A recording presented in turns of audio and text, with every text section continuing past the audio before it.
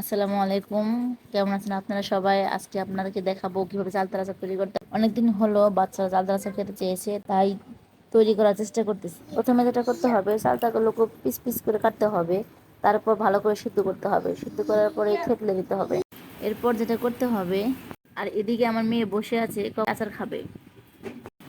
বাকি অংশটুকু দেখাতে পারিনি আপনাদের। প্রথমে লবণ দিয়ে দিচ্ছি, তারপর একটু লাড়াচাড়া করতে হবে।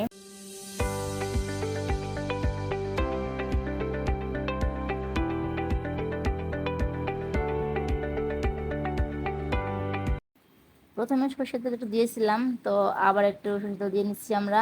তারপর চিনি দিব। এখন আমরা চিনি দিব, তারপর আবার নাড়তে হবে।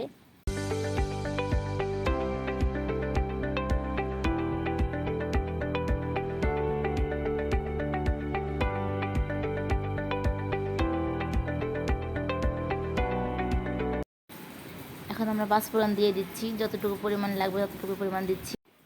যাই হোক, আমার যতটুকু আসে সবটুকুই লাগবে।